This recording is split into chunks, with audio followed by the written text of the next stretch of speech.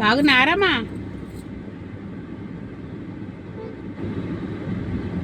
లైన్గా పండుగలు వచ్చేసినాయి ఇన్ని రోజులు వరుస పెట్టి.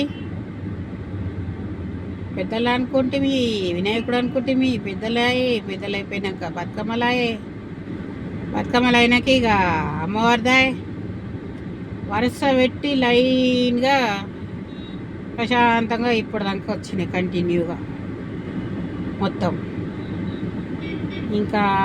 ఇంకేముంది ఇక వచ్చేది ఇక మళ్ళీ దీపావళి అంటారు. ఇక ఇంకొక 10 రోజులు ఉండొచ్చు టైం అటు ఇటు అయిపోయినాయంటే మనకి ఇంకా అన్ని పండుగలు. దీపావళి అయిందంటే ఇక కార్తీకాలు అంటారు. మళ్ళీ భక్తులు స్టార్ట్ అవుతారు. జర ప్రశాంతంగా ఉంటారు ఇప్పుడు కొన్ని రోజులు.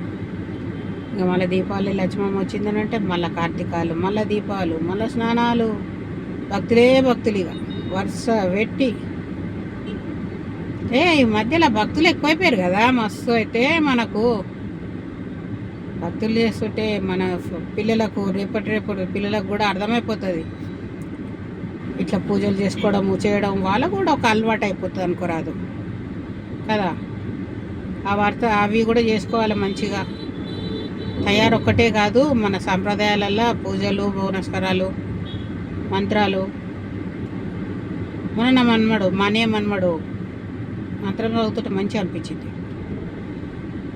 అంటే చిన్న చిన్న పిల్లలకు నేర్పించే తల్లిదండ్రులే, తండ్రుల కంటే ఎక్కువ తల్లులు, నానమ్మలు, అమ్మమ్మలు నేర్పించడం. చాలామంది పెడుతున్నారు పిల్లలు. అది కానీ వాళ్ళని బాధ పెట్టడం అన్నట్టు బాగుండదు అనిపిస్తుంది నాకు. కానీ ఇష్టంగా నేర్చుకుంటారంటే మంచిగా, అది ఇష్టం, అదే మంచిగా చేసుకోవచ్చు, నేర్చుకొని మాట్లాడవచ్చు, చేయొచ్చు. చాలా బాగుంటుంది అది.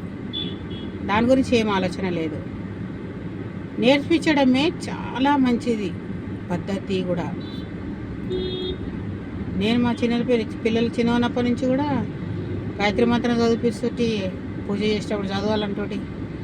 ఇక మధ్యలో కొంచెం పెద్ద మనుషులు అయినాక కొంచెం స్టాప్ అవుతారు. కానీ ఒళ్ళకు అంటే నాది ఒక దేవుని రూమ్ అలాగ ఉంది, చూసారు కదా మీరు కూడా. దేవుని రూమ్ అలాగ పెట్టేసుకొని మంచిగా చేయించుకోవడం, పద్ధతులు, ఏ విధానం పూజ చేయాలో అది ఈజీ మెథడ్లు ఎక్కువ అలవాటు అవుతున్నారు కదా.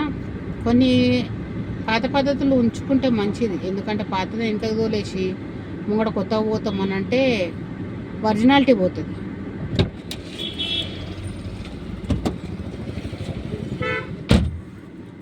మన ఒరిజినాలిటీ అనేది ఉండాలి మనకు. కంపల్సరీ ఒరిజినాలిటీ ఉంచుకోవాలి. ఇంత అయితేనే మనకు ఏమైనా అనుకొస్తుందా. ఉంటా మరి.